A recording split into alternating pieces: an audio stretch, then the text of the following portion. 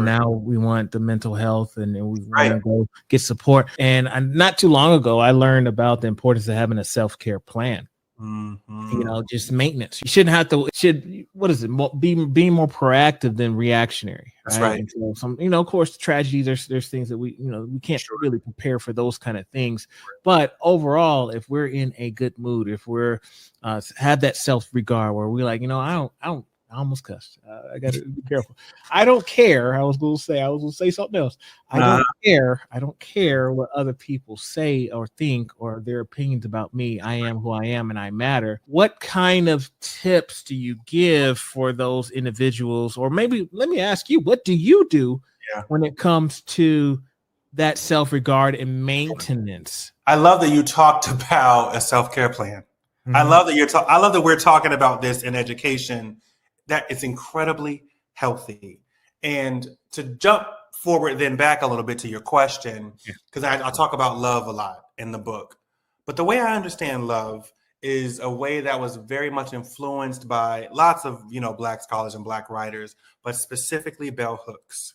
And Mhm. people quote her a lot, right? I mean, Bell Hooks is like, wow, one of the goats, right? Bell Yeah. Hooks, love.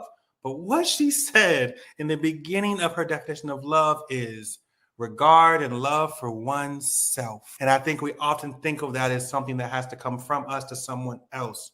But what does it mean to love the self? And so the way I think about loving the self is that means you take care of the thing you love.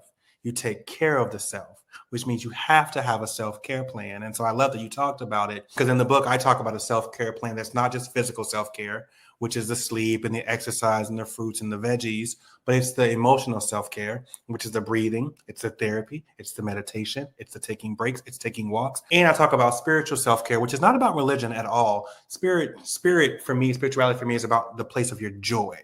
Mhm. It is about making sure you're full of joy, listening to music, hanging out with your friends, playing video games. It's keeping the joy meter full. And so that's the advice I would give anyone is to check in with yourself and ask yourself, okay, if the goal for me is to make sure that I'm leading a peaceful life, a loving life, a joyful life, what do I need to be well? So I journaled about it. That's how I figured out what my self-care plan was, is I wrote in my journal across a few days, what does Shamari's body need physically to be well? And I thought about it. I don't sleep enough. I don't get enough fruits and veggies.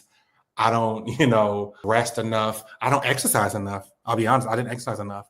And so I figured it all out. And then I was like, emotionally, what do you need? I need therapy.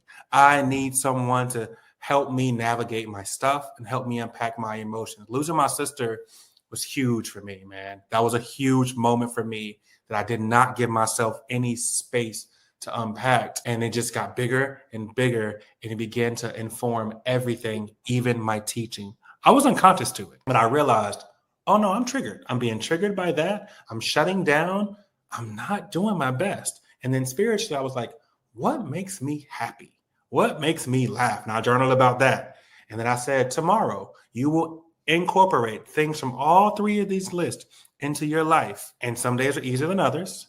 I mess up when I don't get all my things done. But the goal is always to love on myself because I understand, as Bell Hooks did, that's what true love is for real. It's being able to, nurture your own growth and the growth in other people. But Tony says, love is never any better than the lover. And so we got to take care of the self. That's